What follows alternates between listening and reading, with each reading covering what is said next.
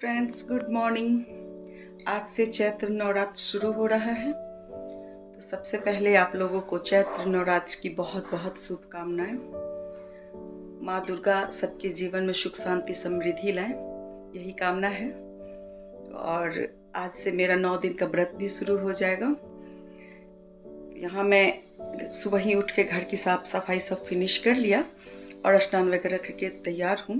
और मैं अब सबसे पहले मुख्य द्वार पे रंगोली बनाऊंगी। माता रानी का आगमन है तो मैं अब पूजा का बर्तन साफ करके उसके बाद से मैं बनाऊंगी रंगोली। और आज से मेरा पाठ शुरू हो।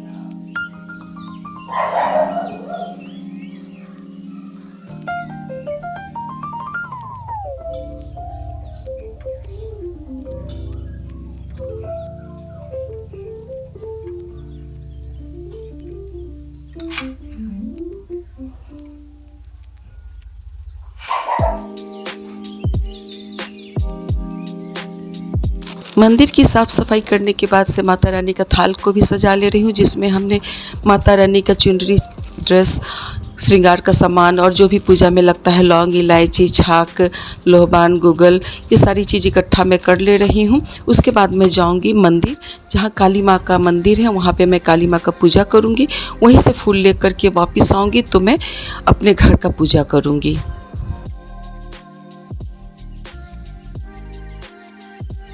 मंदिर से आने के बाद से मैं अपने घर की पूजा में लग गई। पूजा स्थान हमने पहले ही साफ सुथरा करके मैं गई थी, और चूँकि पहला दिन है तो थोड़ा सा टाइम ज़्यादा लग जाता है।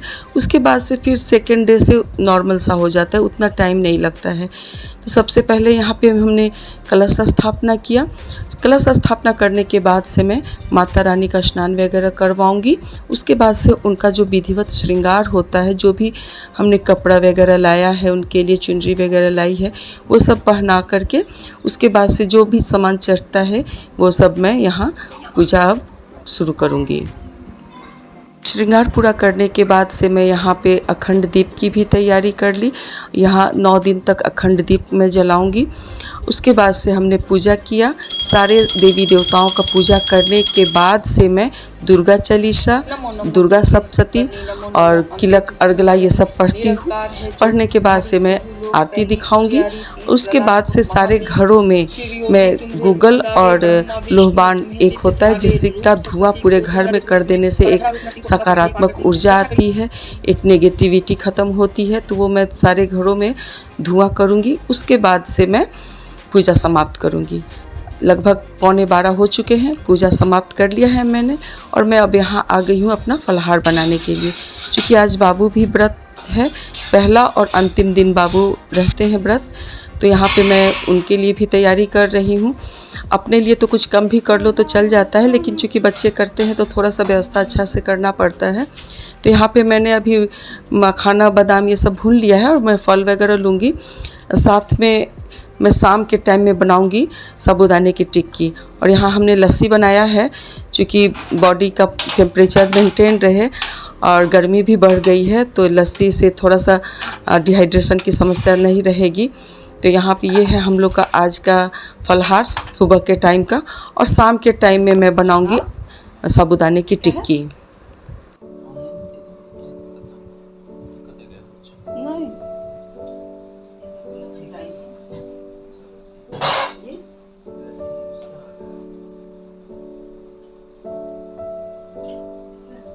शाम टाइम में मैं आ गई थी मंदिर, और वहाँ पे हमने एक दीपक जलाया, पूजा किया।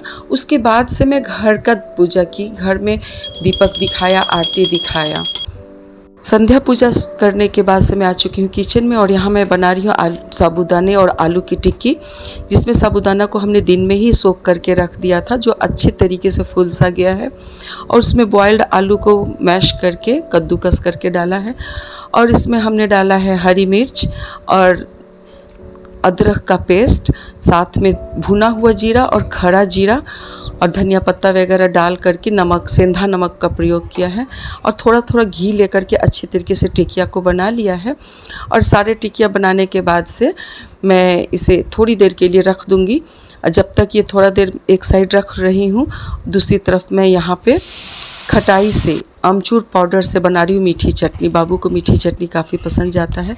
हालांकि हमने धनिया की चटनी भी बनाई है, धनिया टमाटर और हरी मिर्च की चटनी। और यहाँ पे मैं आधे टिकिया को एयर फ्रायर में डाल रही हूँ और आधे टिकिया को पैन में शैलो फ्राई करूँगी।